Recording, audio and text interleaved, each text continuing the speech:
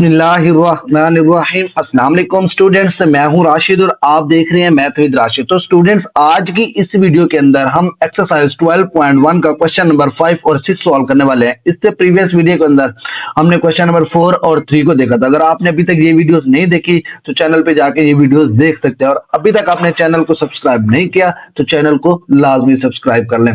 तो चलिए स्टूडेंट, हम अपना टाइम वेस्ट किए बिना अपने क्वेश्चंस को सॉल्व करते हैं। तो स्टूडेंट, मेरे पास क्वेश्चन नंबर 5 है। क्वेश्चन नंबर 5 के अंदर मुझे कहा गया, from the table given below draw a frequency polygon on histogram from the given frequency distribution.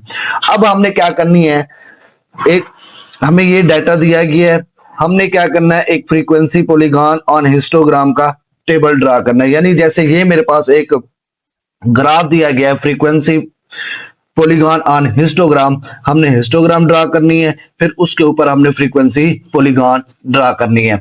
अब हमारे पास ये डाटा तो दिया गया है, फ्रीक्वेंसी भी गिवन है, लेकिन फ्रीक्वेंसी पॉलीगॉन के लिए हमारे पास मिड पॉइंट का होना जरूरी है और हिस्टोग्राम के लिए हमारे पास क्लास बाउंड्रीज का होना जरूरी है। तो चलिए स्टूडेंट, हम इसी डाटा से फ्रीक्वेंसी पॉलीगॉन का मिड पॉइंट निकालते हैं और हिस्टोग्राम के लिए हम क्लास बाउंड्रीज निकालते हैं। तो चलिए हम अपना क्वेश्चन नंबर 5 स्टार्ट करते हैं। क्वेश्चन नंबर 5 है मेरे पास स्टूडेंट्स, ये हमें वेट दिया गया है। अब हमने क्या करना है, इसी वेट के क्लास से हमने क्या करना है, मिड पॉइंट फाइंड करना है। मिड पॉइंट हम कैसे फाइंड करते थे स्टूडेंट? मिड पॉइंट हम क्या करते थे, ये अब lower class and upper class को हम ऐड करके 2 पे डिवाइड करते थे, तो हमारे पास क्या आ जाता था, मिड पॉइंट आ जाता था। अब यहाँ पे मैं क्या करता हूँ, 10 प्लस 14 डिवाइडेड बाई 2, जब हमने इन दोनों को ऐड किया, 10 एंड 12 मेरे पास 24 हो जाएगा। 2 पे जब डिवाइड करूंगा तो मेरे पास आंसर क्या आएगा, 12 आएगा। इसी तरह 15 प्लस 19 डिवाइडेड बाई 2, जब इसे हम डिवाइड करेंगे तो मेरे पास आंसर आएगा 17। इसी तरह आपने सबको ऐड करते जाना है और 2 पे डिवाइड करते जाना है। 20 प्लस 24 डिवाइडेड बाई 2, तो इसका आंसर मेरे पास कितना आएगा स्टूडेंट्स, 22 आएगा। देखिए 20 और 24 को जब ऐड किया तो 44 को 2 पे डिवाइड किया तो मेरे पास आंसर क्या आया, 22 आया। अब नेक्स्ट मेरे पास क्या है, 25 प्लस 29 डिवाइडेड बाई 2, जब हमने इसको ऐड किया तो मेरे पास आंसर कितना है, 27 आया। अब 30 प्लस 34 डिवाइडेड बाई 2, तो इसका आंसर मेरे पास 32 आता है स्टूडेंट्स। इसी तरह 35 प्लस 39 डिवाइडेड बाई 2, तो इसका आंसर मेरे पास कितना आता है, 37 आता है स्टूडेंट्स। आपने करना क्या है, सबको ऐड करके 2 पे डिवाइड कर देना है। तो इस तरह हमने क्या ले लिए, मिड पॉइंट्स ले लिए स्टूडेंट्स। अब हम बात करते हैं क्लास बाउंड्रीज। क्लास बाउंड्रीज हमने क्वेश्चन नंबर 4 के अंदर भी निकाली थी हिस्टोग्राम के लिए।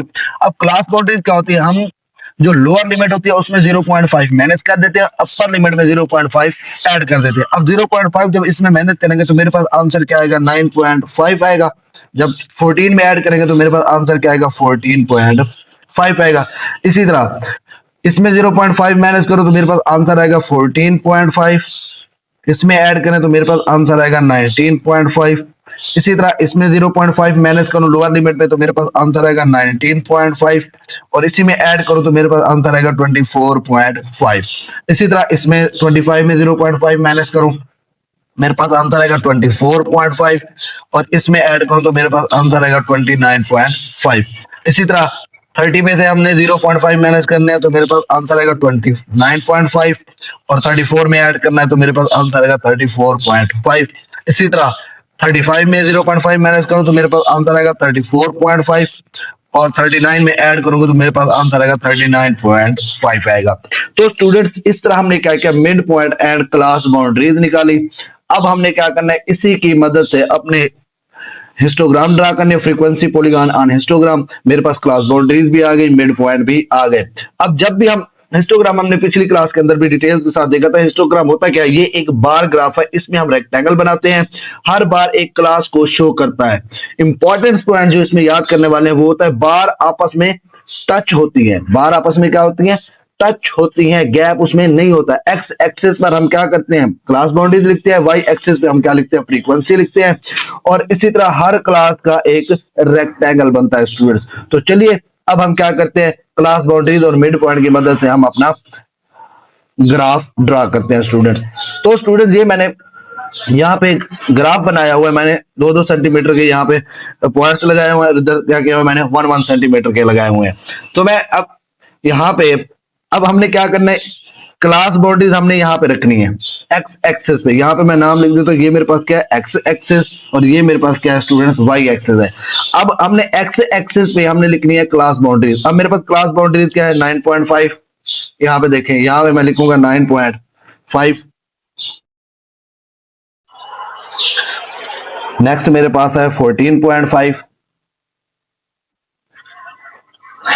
उसके बाद हमने रिपीट नहीं करना, फिर मेरे पास क्या है 19.5, तो यहाँ पे मैं ड्रा करूंगा 19.5।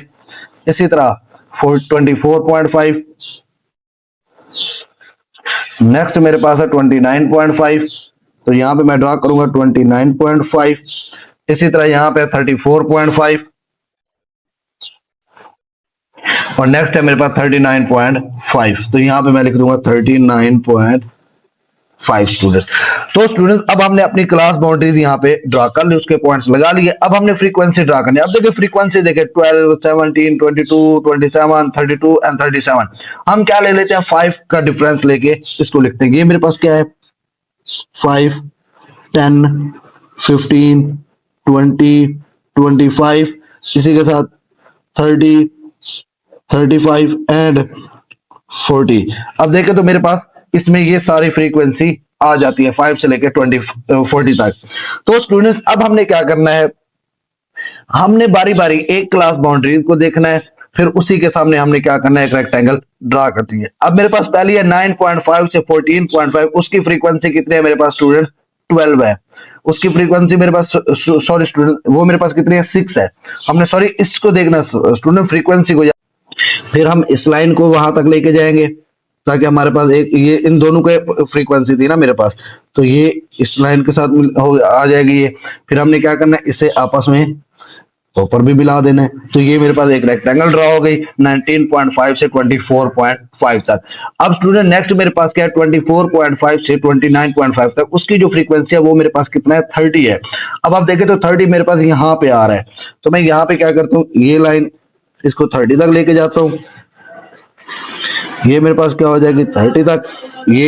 ये फ्रीक्वेंसी 29 की भी तो है, ये हम यहाँ पे भी एक लाइन ड्रा करेंगे और यहाँ पे इसको मिला देंगे, तो मेरे पास क्या बन जाएगी एक स्टूडेंट्स रेक्टेंगल बन जाएगी। अब नेक्स्ट देखें जो मेरे पास आ रही है 29 से 34.5 तक, उसकी जो फ्रीक्वेंसी है 22 आ रही है। अब 22 मेरे पास कहाँ पे होगी स्टूडेंट्स, यहाँ पे देखें तो ये 23 थी, तो यहाँ पे ये क्या होगी 22 होगी। तो हमने क्या करना है इसी को यहाँ तक लेके जाना है। अब ये लाइन लगी हुई है हम इधर से ले लेते हैं, तो ये यहां तक होगी स्टूडेंट्स। अब हमने क्या करना है इसको आपस में यहाँ पे मिला देना है, तो ये मेरे पास एक रेक्टेंगल बन गए स्टूडेंट्स। अब हमने क्या करना है, तो हमने स्टूडेंट्स 34.5 से 39.5 तक देखना है कि हमारी फ्रीक्वेंसी कितना है। 34.5 से 39.5 तक हमारी जो फ्रीक्वेंसी है वो मेरे पास कितने हैं स्टूडेंट 13 है। हमने अब देखें 13 मेरे पास कहाँ पे आ रहा है, ये 15 यहाँ पे आएगा ना ये मेरे पास ये। अब हमने क्या करना है यहां तक इस लाइन को लेके जाना है, ये मेरे पास आएगी यहां तक स्टूडेंट्स। अब हमने क्या करना है इस लाइन को यहाँ पे हमने मिला देना है, तो इस तरह हमारी ये रेक्टेंगल क्या हो जाएगी ड्रा हो जाएगी।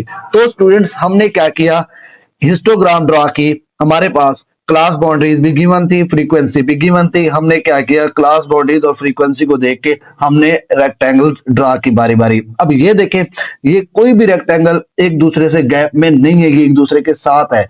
यही चीज मैं समझा रहा था कि रेक्टेंगल जब ड्रा करते हैं हिस्टोग्राम का ग्राफ तो उसके अंदर गैप नहीं होता।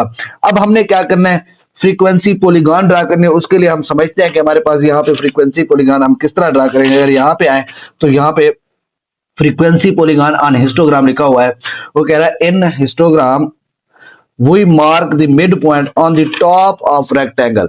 हमने क्या करना है जो मिड पॉइंट हमने निकाले है ना उसको रेक्टेंगल के टॉप के ऊपर हमने क्या करना है मार्क करने, यानी टॉप के ऊपर।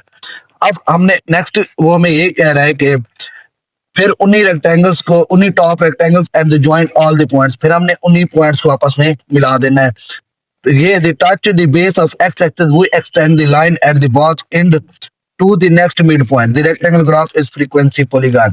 अब ये लाइन तो वही है जो हम ग्राफ को क्या करते थे, क्लोज करते थे कि हम दो एक्स्ट्रा पॉइंट लेते थे, एक स्टार्ट में और एक एंड में, ताकि हमारे पास क्या बने, क्लोज्ड फिगर बनेगी। वही बात कर रहा है, जब आप ये पॉइंट ड्रा कर लो तो एक्स एक्सिस पर क्या कर लो, वो लाइन को एक्सटेंड कर लो, स्टार्ट में भी और एंड के अंदर भी। तो चलिए स्टूडेंट, हम फ्रीक्वेंसी के टॉप के ऊपर हम अपने मिड पॉइंट लगाते हैं, फिर उन्हीं पॉइंट्स को आपस में मिलाते हैं। तो स्टूडेंट मेरे पास ये ग्राफ है। अब इसका इसका टॉप पॉइंट यहां पे बनेगा। अब देखो, हमने टॉप पॉइंट के ऊपर लगाना है, इसका टॉप पॉइंट यहाँ पे, इसका यहाँ पे और इसका यहाँ पे बनेगा, इसका भी यहाँ पे बनेगा, ये इसका टॉप पॉइंट यहाँ पे बनेगा। अब हमने क्या किया, टॉप पॉइंट लगा लिया। अब हमने इन्हीं को क्या करना है, मिलाना है। रेक्टेंगल के ऊपर हमने क्या करना है, टॉप पॉइंट्स के ऊपर ड्रॉ करने थे ये पॉइंट्स। अब हम क्या करते हैं, इन्हीं पॉइंट्स को आपस में ज्वाइंट कर देते हैं। तो इस तरह हम इन पॉइंट्स को आपस में क्या किया, ज्वाइंट किया। फिर मेरे पास नेक्स्ट पॉइंट कौन सा है स्टूडेंट्स, ये वाला है। हम इन पॉइंट्स को आपस में ज्वाइंट करते हैं। फिर नेक्स्ट मेरे पास स्टूडेंट्स ये पॉइंट्स है, हम इनको ज्वाइंट कर देते हैं। नेक्स्ट मेरे पास स्टूडेंट्स ये वाला पॉइंट, हम इसी को भी ज्वाइंट कर देते हैं। अब यहाँ पे मैं थोड़ा ये मेंशन कर देता हूँ कि ये मेरे पास वो वाले पॉइंट्स थे। तो इस तरह हमने क्या किया, इन पॉइंट्स को आपस में ज्वाइंट किया रेक्टेंगल के टॉप के ऊपर लगा के। अब जो उसने बात की कि एक्स एक्सिस तक एक्सटेंड करना है, तो हमने क्या करना है, इस लाइन को एक्स एक्सिस तक एक्सटेंड कर देना, ताकि हमारे पास जो फिगर हो वो क्लोज्ड हो जाए। ऐसे इसको भी हमने यहाँ पे क्या कर देना है, एक्सटेंड कर देना है।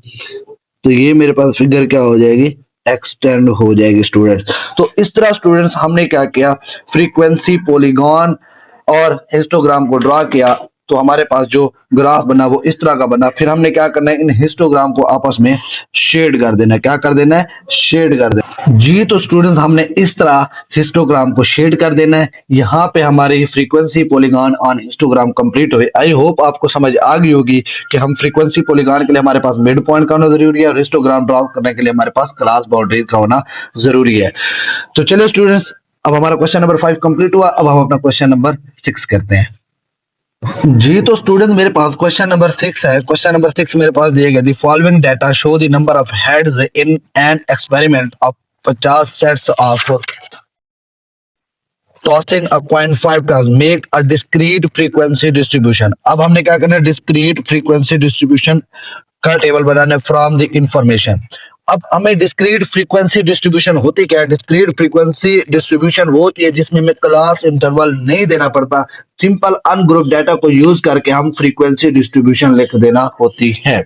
अब देखिए यहाँ पे स्टूडेंट्स, मेरे पास ये डाटा दिया गया है, 15 टाइम्स है एक। अब उसने 3 टाइम्स टॉस की, हेड कितने टाइम है, 3 टाइम आया। फिर 3 टाइम आया हेड, टॉस करने से जो हेड आ रहा है वो कितने, 3 टाइम, फिर 4 टाइम, फिर 0 टाइम।